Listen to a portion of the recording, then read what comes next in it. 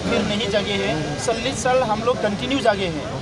इसीलिए हम लोग को जागना पड़ा, इसीलिए हम लोग को आंदोलन करना पड़ा, क्योंकि आसाम में जहाँ हम लोग हैं वहाँ के जो सरकार है, जो क्षेत्रीय सरकार है, रीजनल गवर्नमेंट, स्टेट गवर्नमेंट जो है, वो संविधान में जो अधिकार हम लोग को दिया गया है वो अधिकार से हम लोग को वंचित करके रखा है।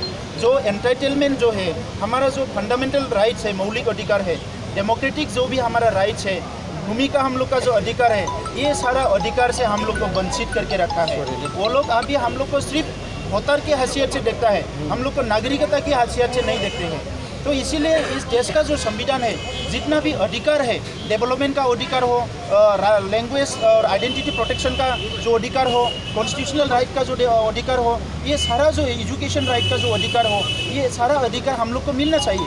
क्योंकि अभी देखिए पिछले 40 साल से कई सरकारें वहाँ बदली हैं और दिल्ली में भी कई बार सल्तनत बदली है, तो इस दौरान आपको आना नहीं हुआ और अचानक दिल्ली में आपका आगमन हुआ है? नहीं, अचानक नहीं हुआ है। यही हम लोग बोल रहे हैं कि तेलंगाना जब बना, तेलंगाना बनने से पहले हम लोग मूवमेंट कर रहे थे, लेकिन गवर्नमेंट ऑफ इंडिया ने तेलंगाना बना दिया।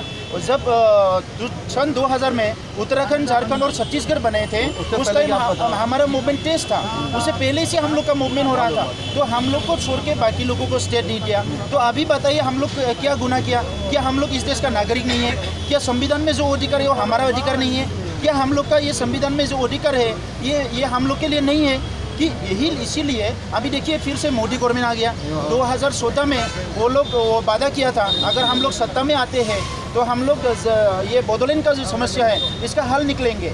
वो वहाँ जाके मोदी जी खुद बोला था कि आप लोग का प्रॉब्लम हम लोग सॉल्व करेंगे। राजनाथ जी उस टाइम प्रेसिडेंट हुआ करते थे बीजेपी का, हम लोग उसको मिले थे, तो उस टाइम वो राजनाथ जी ने बोले थे कि हम लोग आप लोग का प्रॉब्लम सॉल्व करेंगे, आप लोग आप हमारे साथ रहिए। तो हमने आपके साथ रहा, तो आपको वोट दिया, आप लोग का एमपी जीते हमने, गोरखालैंड ने भी किया, हमने भी किया, बिदर ने भी किया, त्रिपुरा में भी वही हुआ। अभी हम लोग को 5 साल में क्या दिया?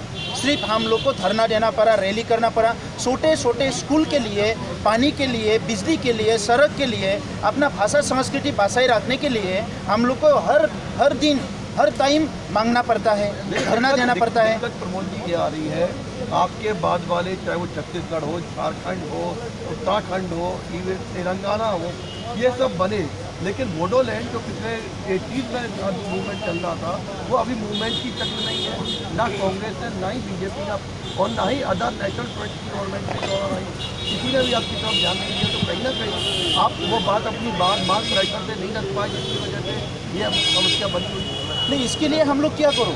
अभी देखिए आप बोडोलैंड के लिए 5000 से ज़्यादा लोग जान दे चुके हैं, 25,000 से ज़्यादा जेल जा चुके हैं, इतने सारे वायलेंस हुए हैं कि सरकार और हम लोग का जो मूवमेंट, जो अंडरग्राउंड मूवमेंट है, वो अंडरग्राउंड मूवमेंट करने वाले से जो कॉन्फ्लिक्ट हुआ, इसमें बहुत सारे लोगों का जान चल चुके हैं।